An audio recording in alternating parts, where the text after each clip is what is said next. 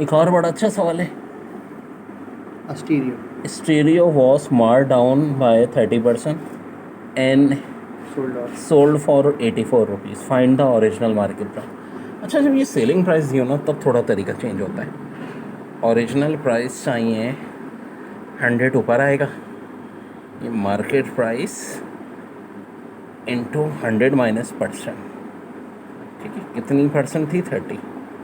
अब 100 ऊपर, market price 84, बल्कि मार्केट प्राइस से ऊपर होगा 84 यहाँ, और 100 माइनस 30, फार्मूले में करेक्शन कर लो, मार्केट प्राइस ऊपर है, 100 माइनस 30 70 इधर होगा। अब एक ज़ीरो, ये ज़ीरो कैंसिल, 784 से 12 को 10 से मल्टीप्लाई करो, 120 इज़ योर करेक्ट आंसर। देखिए बड़ा अच्छा सवाल है। Sweater. Sweater had a Marked. market price at rupees 120 during a sale. It was sold for a discount at 25%. Find the discounted setter. तो 25% डिस्काउंट पे बेचा, वैसे इसके प्राइस 1200 थे, तो भाई क्या करो, 1200 का 25% निकाल लो जो कि 300 होगा, 1200 में से 300 माइनस कर दो, तो फाइनल आंसर आ जाएगा भाई मेरा 900। देखो, if x% of y is 10 and y% of 120 is 48, what is value of y? तो x upon 100 into y equal to 10 के बराबर है, ठीक है भाई। कैसे? परसेंट का लब होता है अपॉन 100, x अपॉन 100 ऑफ का मतलब है मल्टीप्लाई, इसका लब equal to 10, and y% y upon 100 of 120 is equal to 48। यहाँ से पहले y की वैल्यू निकालो जो कि 60 आ जाएगी, वो वैल्यू इधर पुट कर देना, उससे फिर x की वैल्यू हमारे पास फाइनली आ जाएगी, ठीक है। ज़रा चेक कर लीजिएगा भरल, कुछ ऐसे ही आसपास में आएगी y की वैल्यू, सॉल्व करें, y की वैल्यू फिर इधर पुट कर दें। देखिए, if 90% of certain number is equal to 72. 72, what is 75% of same number equal to? देखो बड़ा अच्छा सवाल है। 90% एक नंबर का बराबर है 72 के, तो उसी नंबर का 75% क्या होगा? बात वही है कि टोटल चाहिए, फ्रैक्शन को डिवाइड कर देंगे हम 90 से, मल्टीप्लाई कर देंगे 100 से, जो रिज़ल्ट आएगा उसका फिर हमें लेना है 75%, यानी कि ये। तो इसको एक ही स्टेप में कर दो, कैलकुलेशन आसान हो जाएगी। ये 100 कैंसिल हुआ, या 90, हाँ। तो अब बाकी सब काट देंगे हम, ये 2 के टेबल से कटेगा, 5 के टेबल से बल्कि ज़्यादा आसानी से कट रहा है, यहाँ 15 आ गया, 5 के टेबल से काटो तो 18, फिर ये कटा, ये 4 आ गया, 15 4 60 इज़ योर आंसर। जब क्यों नहीं था? ओके जी, बड़ा अच्छा फार्मूला होता है percentage equal to fraction upon total into 100, और अगर कभी फ्रैक्शन निकालना हो तो percentage multiply by total upon 100। ये कह रहे हैं व्हाट इज़ 30% ऑफ 4000, सो 30% दिया है और टोटल दिया है 4000, सो 30 को मल्टीप्लाई करेंगे 4000 से, डिवाइड कर देंगे 100 से, 2 ज़ीरो कैंसिल, 4 3 ज़ा 12, मज़ीद मल्टीप्लाई करो तो फाइनल आंसर 1200 आ जाएगा। देखिए बड़ा अच्छा सवाल है। From 1980 to 1990 population of London increased by 8%. From 1990 to 2000 the population of the city decreased by 5%. What was overall percentage change in the population of London from 1980 to 2000? देखो, पहले 8% इंक्रीज़ हुई, फिर 5% डिक्रीज़ हुई, सो ओवरऑल इंक्रीज़ डिक्रीज़ फिर यही formula लगेगा, इसकी जगह 8, वाई की जगह 5, एक्स की जगह 8, वाई की जगह 5, और 100 ऐसे ही आएगा। सो 8 माइनस 5 3 हो जाएगा, माइनस 40 अपॉन 100, 0 0 कैंसिल, 4 अपॉन 100 यानी 3 माइनस 0.4, यानी इसका मतलब है ओवरऑल कितनी इंक्रीज़ हो रही है? 2.6%।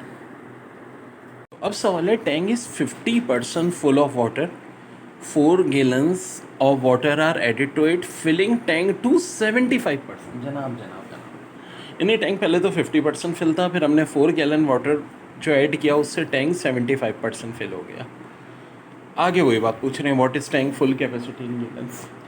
ये ज़रा गौर से देखो, ये है सिचुएशन।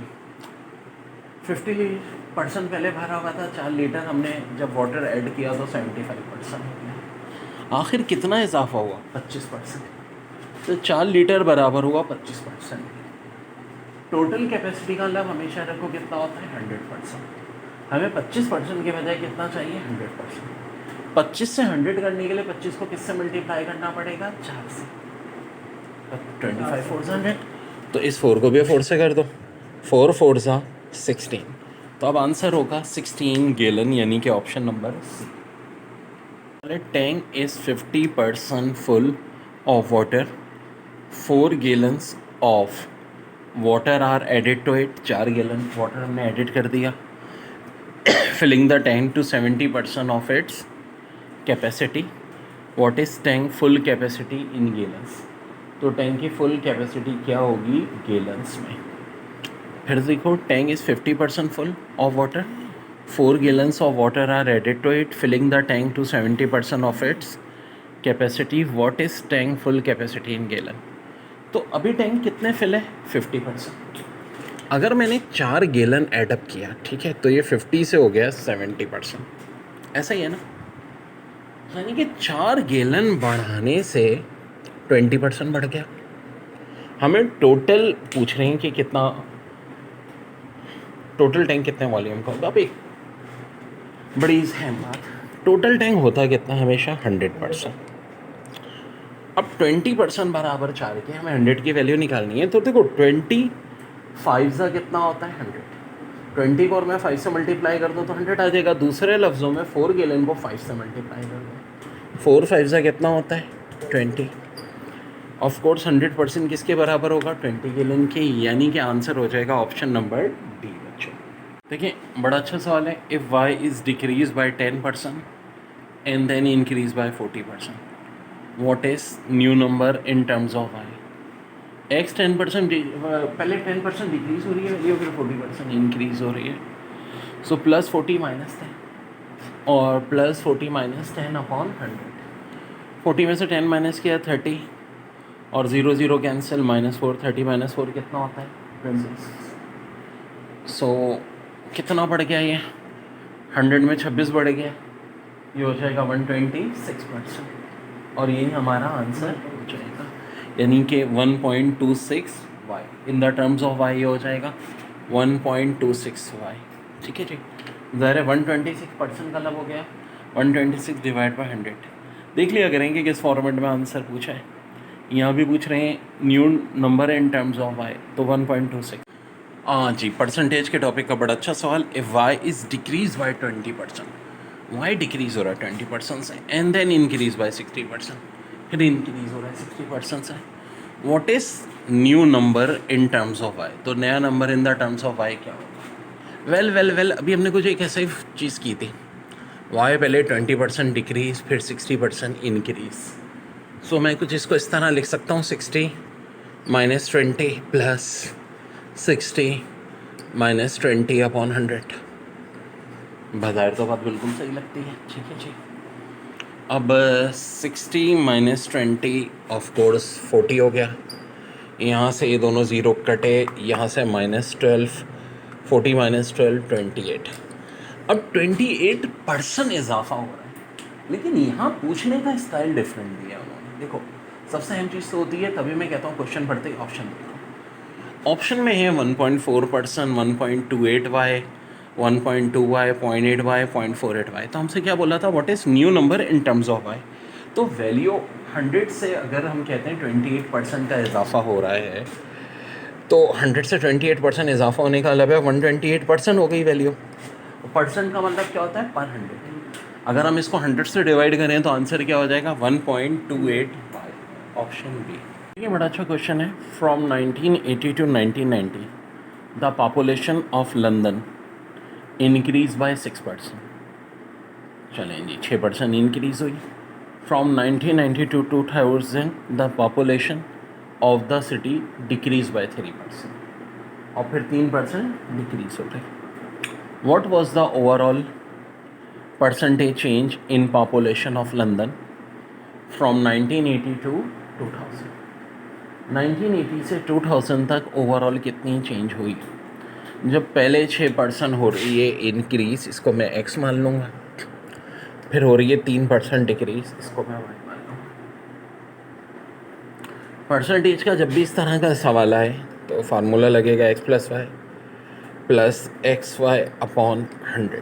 x की जगह +6, y की जगह -3, x की जगह +6, y की जगह -3 अपॉन 100। 6 में से 3 माइनस करो, ये तो बड़ा सिंपल है, 3। यहाँ 6 3 -18 जो कि 100 से डिवाइड हो रहा है, और 0.18 जब माइनस करोगे 3 में से तो फाइनल आंसर 2.82%।